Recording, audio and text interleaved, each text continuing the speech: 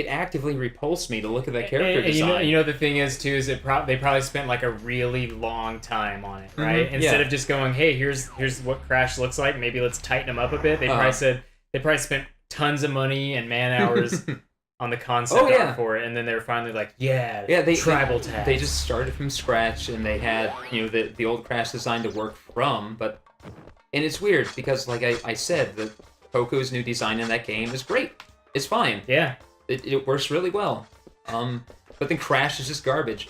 Yeah, that's when I want to actually do one more video where I just go through and look at all of Crash's unique death animations. Because he has a lot of them, and sometimes he doesn't even die. He just loses his pants. Yeah, sometimes he gets embarrassed. Sometimes he drowns horribly, and sometimes his pants just fall down.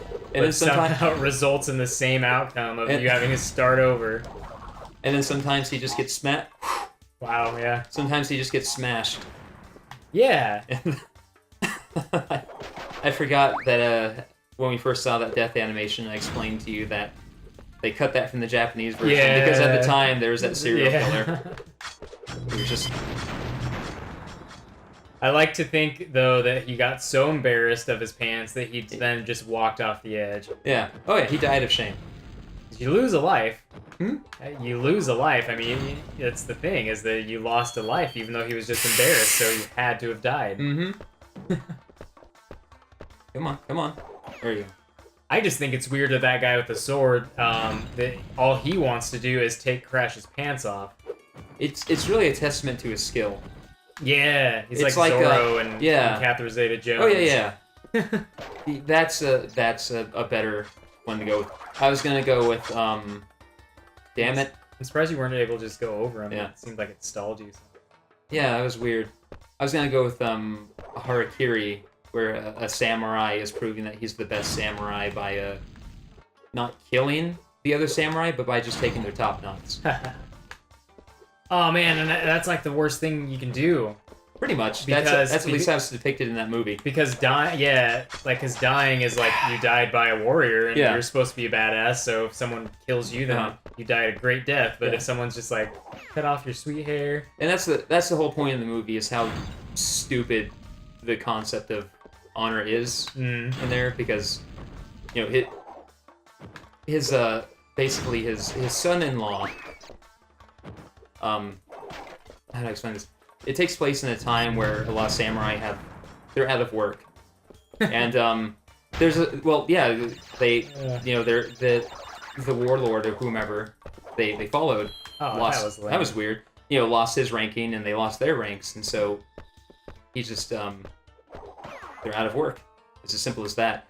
And there's a story going around of one samurai who went to a shogun or whatever they're called and was like, hey, I don't want anything, I just want to use your court to commit harakiri. And they were so impressed by his honor that they offered him a position as a samurai in their own court. And so there have been a number of samurai going around trying that. And most of them don't intend to do it at all. It's just a simple grift. Mm-hmm. They're like, hey, I want to kill myself in your court. Can you let me do that? And these other shoguns are getting wise, and they're like just giving them a small stipend to go away. And the son-in-law of the main character of this movie, he tries that grift. He goes to this shogun and expects him to just send him away. Mm-hmm. And instead they're like, oh no, we'll let you do it. We'll let you commit harakiri. And they're expecting him to just cower it out, basically, because they're like, we don't want to pay these people anymore, but we don't want them doing this either. Yeah. And he actually has too much honor to chicken out. The problem is he sold his swords to try and get money for his family. Oh my god, I was off by 2300ths of a second. He lost. He sold his swords to try and get money for his family, and now he just has wooden swords that he keeps in his sheath. Since he never brings them out anyway, no one notices. And as they're preparing for the ceremony, they see that the swords are wood, and they just make fun of him. And then they put him in the the harakiri ceremony, and he's like, fine, I'll do it. Just please see that my family gets something.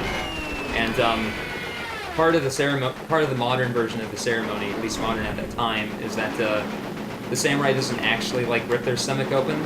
They go to do it, and then there's a second guy there who just takes their head off, so they don't actually have to go through all the pain. But they're like, no, we're not going to do that. You want to die an honorable death? We'll let you, do it the traditional way, even though he has these wooden swords. And so he ends up having to, gut himself using wood swords. But the samurai, our main character, who is the samurai, or former samurai, he finds out about that, and he realizes that as much as his family was struggling, it was his daughter that other guy was married to. She was sick, and she had a child, and the child was sick, and the main character sold everything for them to try and keep them going. Everything except his swords. And he realizes, I was so attached to this symbol of honor that it never even occurred to me to sell my weapons. And so he realizes, honor is stupid and not. Human life is worth more than honor. Yeah. And so he goes to the same shogun that this whole thing with the son-in-law went down with, and he's telling him this story, but he's not telling them, that he's related to the samurai who killed himself in their court. And he's talking about these other, these big three samurai that are in their court, and how he met them in combat time and again, and each of them he didn't kill, he just took their top knots. And they call him out on it, and he throws their top knots out in front of them. Nice. And they're like, send a runner to go check on them.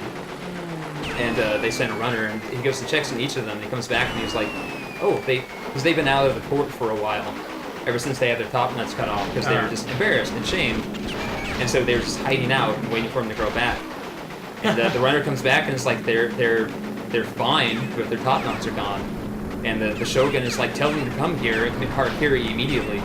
And the main character just laughs at him and is basically like, doesn't that seem really fucking stupid to you? Like, to kill yourself because you lost your top knot?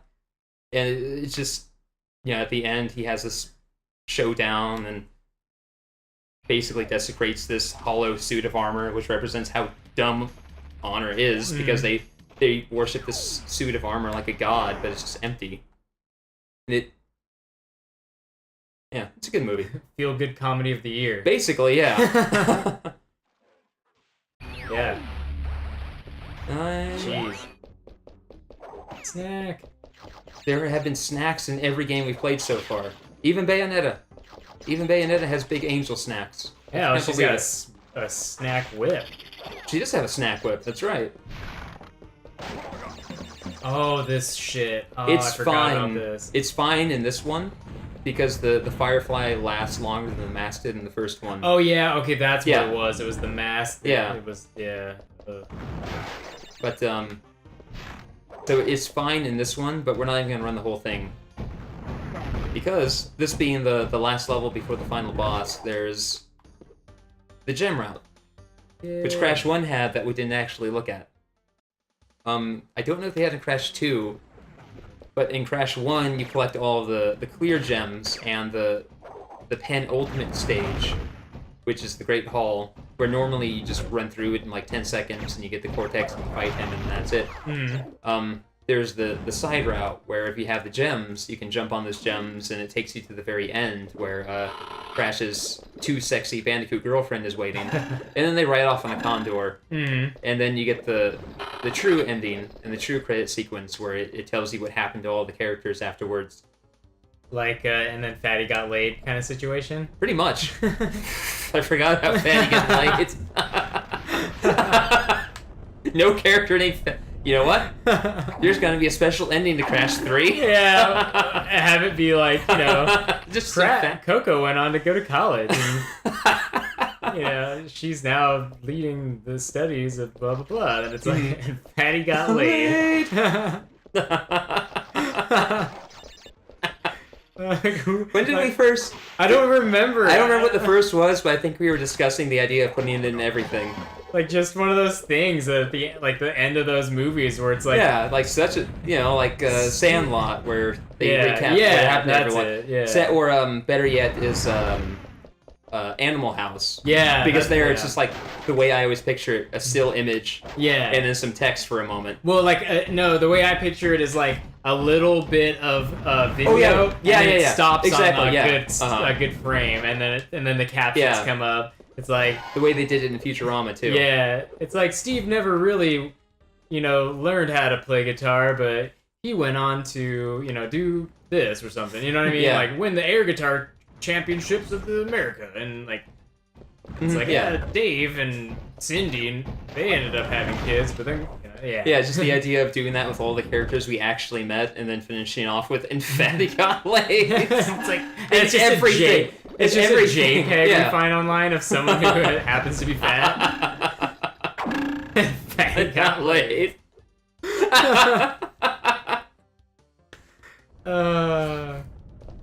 With like James Brown music playing, or like set to like a really really like iconic maybe 80s or 70s song that would appear in those movies that you would expect to have at the end credits.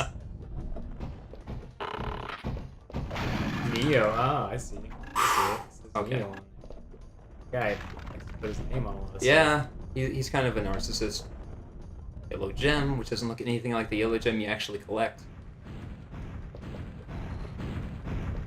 At least now I know how I'm gonna end Crash Bandicoot 3.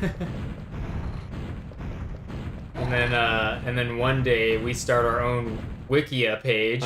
Because we're our biggest fans, and we have to make our own Wikia page, and then someone has to. And it's like then we can be like, put the Fatty got laid joke, and then everyone will be like, I don't get it. Everyone who doesn't watch the channel will ask where it came from, and then they'll be able to go figure it out. Well, one day they fucked up when they were recording Crash 3, and then they went back, and then they happened to talk about Fatty getting laid. So that's all the primary levels. I'll show you. Well, I'll fight the Cortex just so you can see the true ending. But before I do that, I'm gonna do the bonus stages just because we won't have to sit through all the credits first. I really like Crash's run, like his run animation running towards the camera. It's just got a lot of character to it. Like when you sprint, it's like he really throws his arms have this really good, motion. So the first bonus stage is another one of these ski levels. It's actually one of my favorites just because the setting of it is real pretty. No, I don't feel like doing a speed run. Just because if I die, I want to have checkpoints. That's the thing that kind of sucks about doing the relic runs, is that there are no checkpoints, so you have to start over in the very beginning. But then again, the whole point is shaving down your time as much as possible, so if you die, then I don't know, it gives you a new shot at it. I just like looking at this stage and thinking about a time when game developers cared about stuff like, color. Oh, yeah. Like, I mean, not that they don't now, but they didn't need to go to the level they did to be like, hey, what if this one, there was like, some red skies, but it'll look really cool with the Wampa fruit and the arrow, and the buoys will be red and yellow, and it'll also be the same yellow as the boxes, and the arrow and the red and the yellow on the ramps, and then the bombs will be the same blue as the blue in the water. Everything in this stage is really like working well together. Oh yeah. The little islands are kind of yellow. Like there's this mood about it because there's this volcano, and it's just like they didn't need to do that. No other level really looks like this as far as I can remember. Just the secret level. Yeah. Which is one of these. It's just the same setting and like time of day plus the volcano. Yeah, to change the time of day this way, and then everything's just really cool. Yeah, that's what they did with most of these levels. The first one takes place kind of during the day, and then you have another one where it's kind of like evening and then night.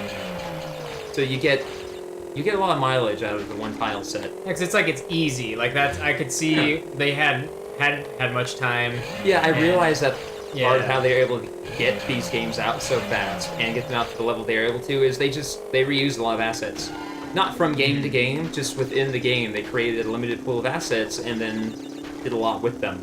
Like, all of this stage is water, buoys, bombs, and ramps, basically. And, the ships and those cannonballs, but you don't spend much time around them, so they probably didn't need to spend much time on them, either. Yeah, it's just cool to be like, I don't know. This is like an artist obviously was like, can I do this? And they were probably like, maybe put it on the secret levels because it just doesn't fit the rest of the game. Yeah. But they're like, I think it'd be really cool to do this different like study of this place at a different time. I think it'd look really pretty, and they probably threw it together and they're like, wow, that does look pretty, but maybe not the main game. And this whole game looks pretty. As much as a PS1 game can, it all just uses color really nicely and has nice shapes all around. And we'll have to play Wrath of Cortex just so we can compare them, because I don't remember it being as pretty, even though it looks better. So the second bonus stage you unlock is just an alternate route through one of the primary stages, and this lets you get the yellow gem. The third one is another racing stage. This one I don't like very much. Dudes in the background, that's cool. In the background. Oh yeah. It's making all the enemies that you fight. Yeah. Neo Core system. Yeah. I don't like this one because it's dark. It's dark. Yeah. You move fast, and you don't have the agility that you need to react. Once again, it was probably just the same person just doing like different like studies of time of day and color, and they're like, this is interesting, but let's just stick it off to the side. I like that there's a UFO. That's cool. You're racing against UFOs. And I don't like them as much as the cars because the cars drift. They drift gradually from side to side. The UFOs, even though they do it at set intervals, just shift suddenly left to right. I'm waiting for another car because I'm really curious to see how far ahead you get to see the lights coming. You get to see the cars pretty far ahead at least, yeah. The problem is that sometimes you can't quite tell if they're coming from left to right, and you might be going too fast, and they end up... This time is fine. One of the times when I was trying to do it, I did this all off camera, by the way, because I knew how hard it was going to be, and I didn't want to waste my time with it on camera. One of the times I was doing it off camera, before I actually succeeded at it, I finally got in the first place, but the second place UFO was like right behind me, and I just plowed right into a cop car. And the problem is, it's not like the cop car despawns; it just stays there, and so you have to very painfully drive around it. And so I saw the other UFO just fly past me, and I fucking rage quit. That was a Fonzie-ass moment you just had. Oh, yeah. I'm trying to see if there's, like, a reason why the UFOs go up. I mean... Oh, they're either flying over the cop cars, or, over the pits. Usually they just go around the pits. Yeah, sometimes they fly over them. It's funny because you're racing UFOs, and it's dark, and you don't get to see that far ahead of you. The UFOs don't need to be right above the road. Like, they could be, like, 10 feet, 50 feet above the road. But, they have to have them kind of doing that so you get an idea of what you gotta dodge. Oh, I might win. Those aliens are just good sports. Yeah, I mean, it wouldn't be fair otherwise. I like little things like this are fun, having aliens in there. It just makes me think of playing Diddy Kong Racing. I don't know if you ever played that. I think we might talk about it. I think I 100%ed that one too. Like it's just nearly. The exploration and just like there was something about that game where it was like I hated that you couldn't get out and walk, but I also loved that you couldn't get out and walk. Like that you needed to drive because there just seemed like things that if you're like if this was a regular game, I could go there and see what it is. And I don't. It was just a certain feeling I had, and then just having UFOs in this game. It's like, why are there UFOs? Oh yeah. Like, why does this happen? And it's only a racing stage. You can't walk around and check it out.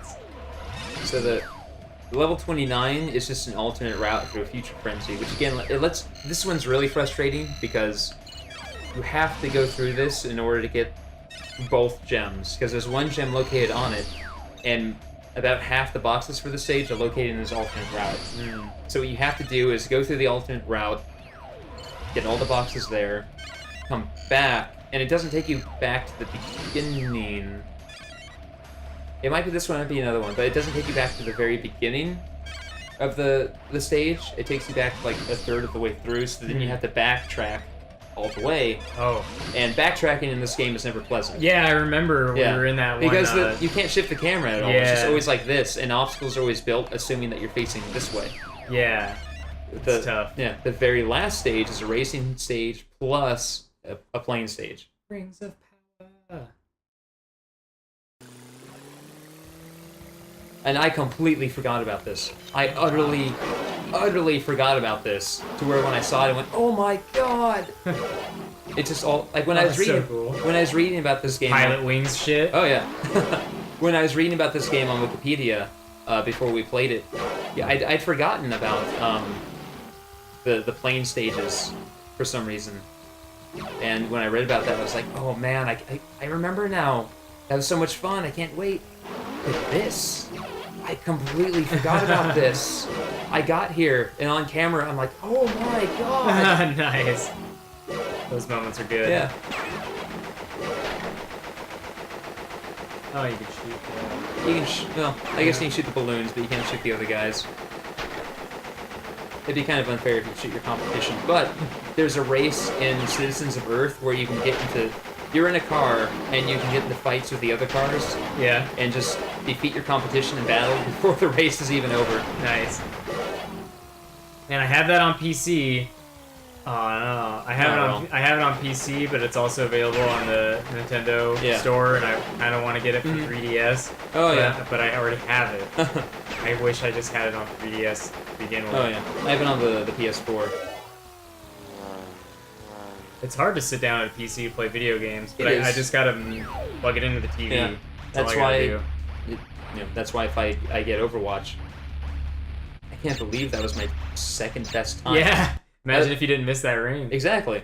Well, yeah, that's why when I finally play Overwatch, I'm gonna have to find a way to connect it to my TV because I know that mouse and keyboard is the superior way to play a first-person shooter, but I just don't like it. You know, I work all day on a computer. When I want to play games, it's just playing it on a computer. Crash enable. Huh? Oh, crash is enabled. Got a good shot of it. Yeah, it's just hard to get back on a PC at the end of the day and want to do that thing. Save game. Oh yeah, save anytime you want. Yeah. And you'll hunt without having to go through a bonus stage. And they talked about that in the Games Done Quick playthrough. They're like the Tanya stages don't count toward progression or percentage completed. They're just there to give you a save point. So now that was all the stages except for the 2 secret ones. So we'll go fight Cortex and we'll see the true ending for once. Man. The true. The true. Sometimes the big true. The Bandicoot has brought all of the crystals and all of the gems to me. Oh, it's nice being able to hear this. Oh yeah. Is mine. The world as we Listening to Clancy Brown do his thing. To end. Sure it will, Mr. Krabs. Oh, this sure battle. It will. Oh yeah. Man. I realize it's not as hard as we thought. We're dumb. Well, and it's all like, especially for me, it was like, oh, this is all so new, and it looks like there's a lot going on. Oh yeah. There is a lot going on. These two are the big thing that killed us a lot, and they're actually a lot easier to avoid than I thought. Especially in their next form. They're like spinning around in a tornado, and we kept getting caught up in that, and I realized they just go in a pattern like this. Where they go up, toward the middle, down, then toward the other side, and they just keep doing that. Oh, no, that's the third phase. This one, nope, that's the second, okay. And then the third one is where they rush each other wherever you were at, and then they explode. Yeah, I'm trying to watch the pattern now, just to be like, okay, man, I guess it isn't that bad. No. I'm not a big fan of how you have to repeatedly spin against him to knock him into that hole. But sometimes you can knock him just clear around it. Oh, there's a wall there. I don't have to worry about falling off. That would have been too much if you could fall off. He's shooting you? Okay. Yeah, he takes 3 pot shots at you, and then he starts throwing his bombs. And how do the bombs get put down? It's just like, throw I think it's semi-random. He throws them on a set, like, row or column, but where they fall, like, here is kind of... Come on, go in the hole. There we go.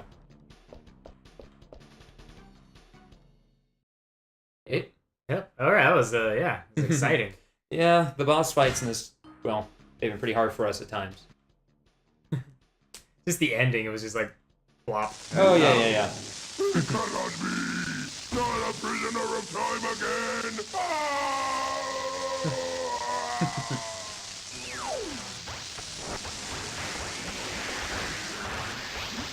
Find some ground and have a miserable time. Yeah. No, don't do the Mr. Krabs. Then he just stopped thinking. Oh, God. Perfect crash floating through the universe forever. The time twister machine could not hold itself together. We were lucky to escape. Oh. Give me Baby the mask! Cortex. With it I shall take over the world! Come on! Who's that? That's one of the other bosses we had to fight. Happened to our enemies, but I doubt we will see them for a long time.